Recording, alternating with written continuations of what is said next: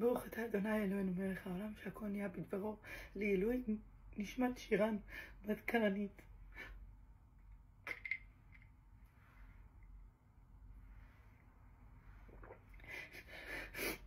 האמת שאני כאילו לא יודעת, רציתי כל כך הרבה לפתוח מצלמה ולדבר, כי זה המקום שבו אני פורקת באמת את כל מה שאני מרגישה. מצד שני, הרשת הייתה כל כך מוצפת בכל כך הרבה דברים ותגובות וקונספירציות. לא יודעת, שפשוט העדפתי ממש להתנתק. אני חושבת מאותו רגע שזה קרה עד שקמנו מהשבעה, אני לא נגעתי בטלפון בכלל. ממש פחדתי. וזוכרת שדיברתי עם חברים בשבעה, ואני אמרתי להם שאני לא יודעת מה לעשות, להתנתק רגע, לקחת אוויר, ואתם יודעים, כזה, יש רגע כזה באבל, שאנשים אומרים, עכשיו את עושה מה שבא לך, אבל זה מה שבא לי, כאילו זה מה שבא לי, לפתוח מצלמה, וזה מה שבא לי.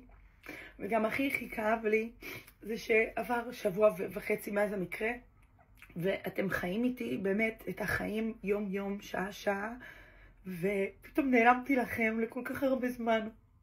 וכולכם דאגתם לי, וכולכם שלחתם לי הודעה שאני ריגשתי בלב שלי, שכל מה שבא לי לעשות זה לענות לכם פה. שתראו אותי, שנכון, אני לא בסדר. נכון, החיים ממשיכים, נכון.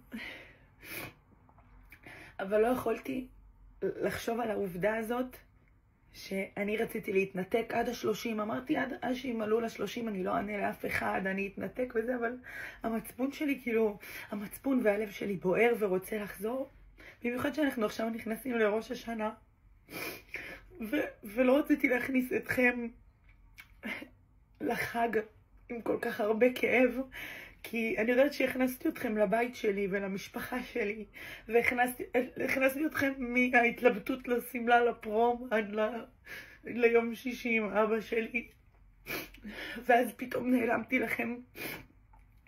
אני לא רציתי להכניס אתכם לחג בכזאת עצבות, ונכון שזה עצוב וזה קשה, ותודה לכל אחד ואחד מכם שדאג לי וחיפש אותי. סליחה שלא עניתי לכם, אני ממש רציתי רגע להבין מה קורה. אני עדיין לא מבינה מה קורה. אני לא יודעת, אני בחלום. אני לא יודעת, כאילו...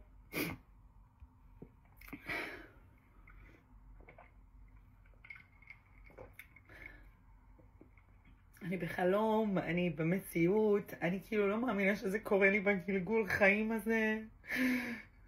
ממש החברה הכי טובה שלי והנשמה התאומה שלי. אני חושבת אני לא יכולה להגיד שאני בסדר, אבל כשאני עמדתי מעל הקבר של שירן והסתכלתי, לא היה לי אף פומו אחד של למה לא הייתי ולמה לא אמרתי לה שאני אוהבת אותה. כי אני אמרתי לה שאני אוהבת אותה ואני הייתי איתה כל הזמן הזה, ולפחות בחלק הזה הלב שלי שלם, שהגיע לגיל 18 ואני יודעת מי ומה היא ומה היא אוהבת לעשות ומה היא אוהבת לאכול ומה היא אוהבת ללבוש. וגם כשכל החברים שלה הגיעו לשבעה, אני ידעתי מי זה ומי זה ומי זה ומי הייתה המורה שלה, ואני הסתכלתי על הקבר ואני באמת אמרתי שהייתה לי אחות 18 שנים שאני באמת אהבתי והייתי איתה. כרגע אין לי כל כך הרבה מה להגיד, חוץ מלתת לכם מסר. שהמסר הוא, אם אתם עוקבים אחרי כבר הרבה זמן, אתם יודעים שהמשפחה זה הדבר שהכי חשוב לי. ורגע לפני שאנחנו נכנסים לחגים ולאירועים משפחתיים, חשוב לי שתדעו אתם לא צריכים לחכות לאף מקרה כזה שיקרה לכם.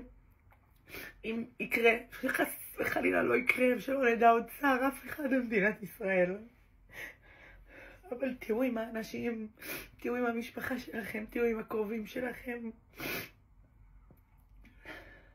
אני תמיד הייתי עם אחותי, תמיד היינו ביחד. אני לא יודעת מה אני אעשה בלעדיה.